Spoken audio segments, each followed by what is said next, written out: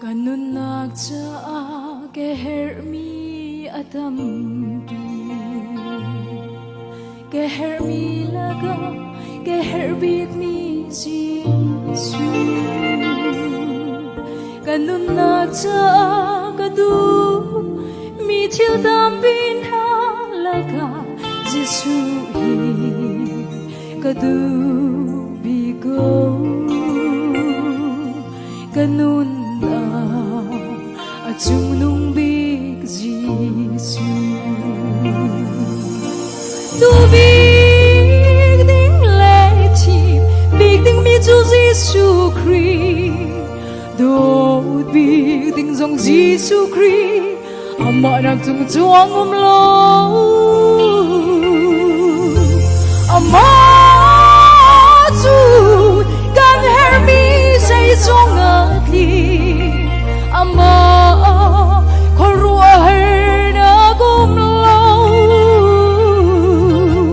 ama chunga hernak le mang chang lo kadam na si bai zong si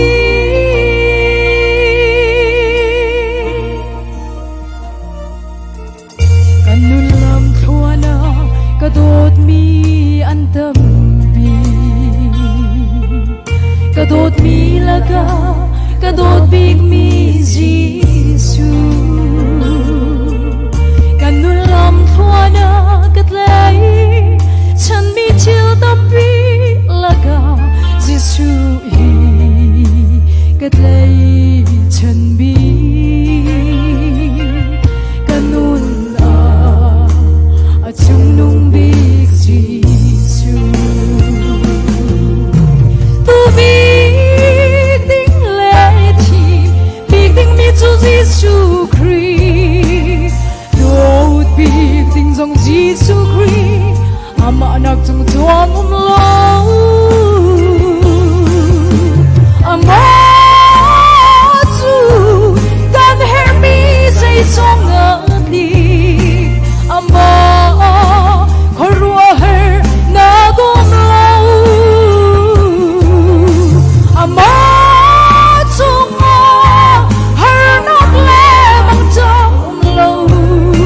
gandam na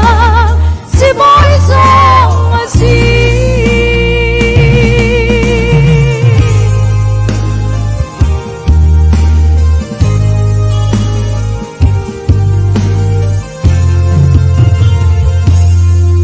kanun nagta choleva a her go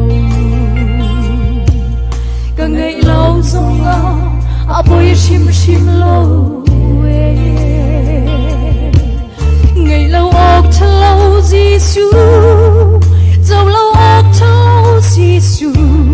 cả ngày dù căn hạ ngâm cả nôn chung nung big Giêsu tu big ding lệ chim big ding mi chu Giêsu Christ đốt big ding dòng Giêsu Christ ama nak chung chuang lo ama chu kan her mi say song adi ama khorua her na gom lo ama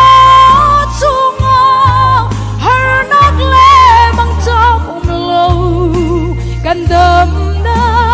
si boy song si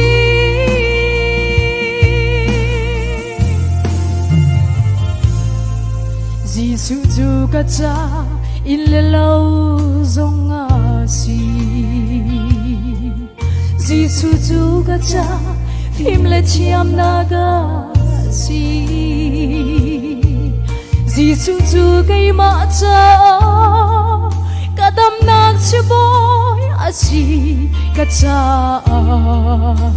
apakhat nak asi kanun na azung nung big Giêsu biết tiếng lệ chìm biết tiếng mi Chúa Giêsu Christ tốt biết tiếng dòng Giêsu Christ ama nak zum Chúa ngum lâu ama tu kan hermi say song ating ama korwa her na gum lâu ama tunga her nak le mang trăm lâu kan đâm na si boy song si kan đâm na si boy song si kan đâm na si boy song si